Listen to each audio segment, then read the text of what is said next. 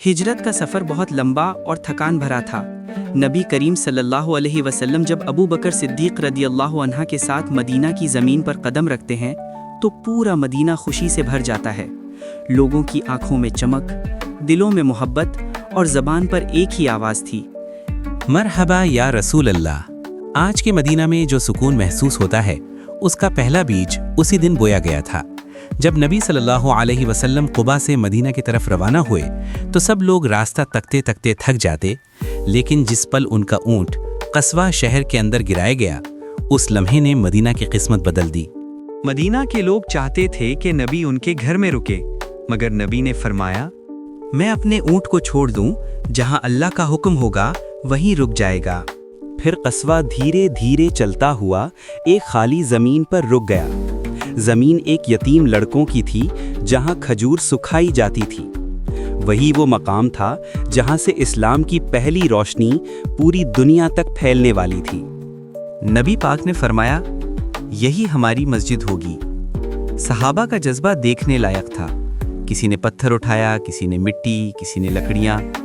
ये वो लम्हा था जब इस्लाम की सबसे पहली सियासी, समाजी और इल्म की बुनियाद रखी जा रही थी।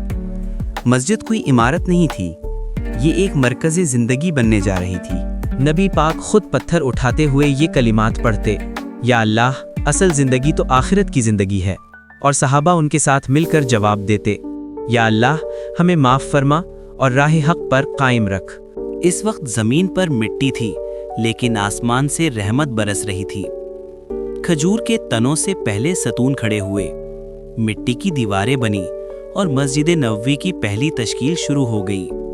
मस्जिद नबवी की तामीर धूप और मिट्टी के दरमियान जारी थी। पहले पहले इस मस्जिद की बुनियाद बहुत सादगी पर रखी गई। खजूर के तनों को सीधा खड़ा करके उन्हें सुतून बनाया गया। ऊपर खजूर की शाखों को बिछाकर छत बनाई गई ताकि रोज़ाना की गर्मी से थोड़ी बचत हो जाए। दीवारें मिट्टी से उचाली गईं, यहाँ तक कि एक सीधी सादगी भरी मस्जिद कायम हो गई। लेकिन उस सादगी के अंदर नूर, बरकत और इल्म की चिंगारी जल चुकी थी। मस्जिद तमाम हुई तो लोगों ने सोचा कि शायद ये सिर्फ इबादत का मकाम होगा, लेकिन नबी सल्लल्लाहु अलैहि वसल्लम ने दिखाया कि ये मस्जिद ज़िंदगी का मरकज़ बनने वाली है। यहीं से इस्लाम का पहला स्कूल चला, जिसे सुफ़ा के नाम से जाना गया। यहाँ गरीब, यतीम और तालिबे इल्म सहाबा रात दिन कुरान और दीन सीखते। यहीं से दुनियादारी का इल्म भी दिया जाता। अमन, इंसाफ, सियासत, मुआशरा सब यहाँ से तय होते। इस मस्जिद में नमाज भी होती, मशवरे भी होते, सॉफ्ट डिप्लोमेसी भी और सोशल जस्टिस भी।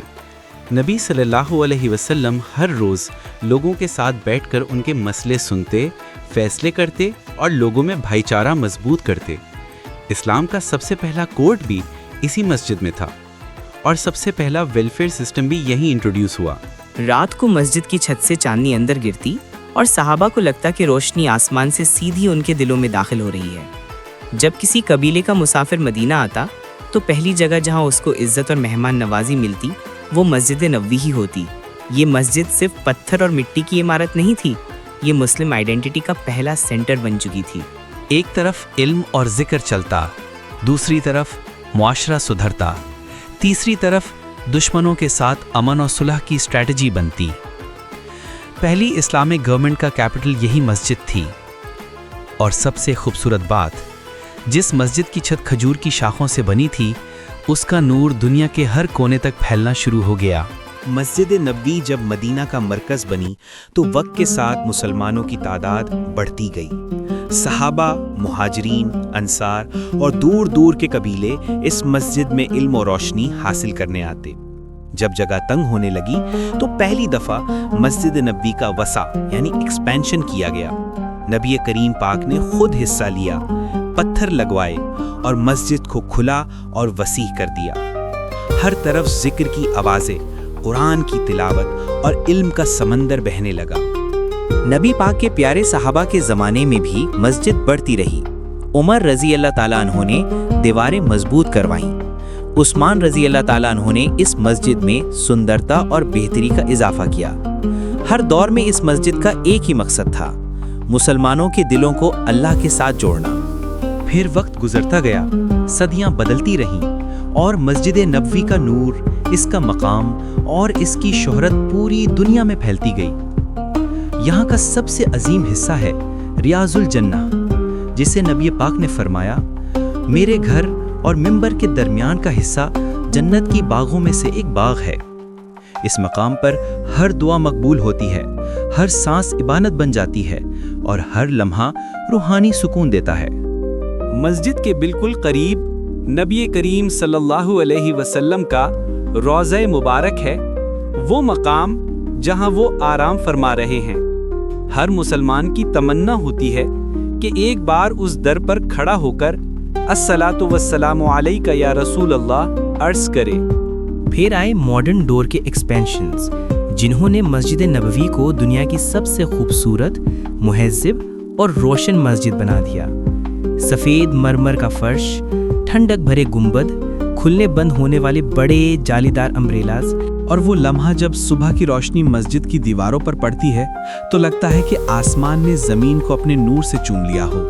لیکن اس تمام شان و شوکت کے باوجود مسجد نبوی کا اصل حسن وہ نہیں جو آنکھ دیکھ سکتی ہے، اس کا اصل حسن وہ ہے جو دل محسوس کرتا ہے، وہ سکون، وہ برکت، وہ روحانی طاقت جو صرف یہاں ملتی ہے۔ آج جو مسلمان دنیا کے ہر کونے سے یہاں آتے ہیں، وہ اصل میں اس نور کا حصہ بن رہے ہوتے ہیں جو 1400 سال پہلے مٹی، کھجور کے تنوں اور اخلاص سے شروع ہوا تھا۔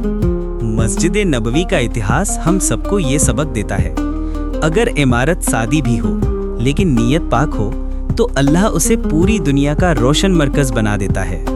یہ تھا مسجد نبوی کا روشنی سے بھرا سفر۔ اللہ ہمیں بار بار مدینہ بلائے اور نبی صلی اللہ علیہ وسلم کے در پر حاضری نصیب کرے۔ اگر یہ ڈاکومنٹری پسند آئی ہو تو چینل کو سپورٹ ضرور کریں۔ ملتے ہیں اگلی ویڈیو میں۔ السلام علیکم۔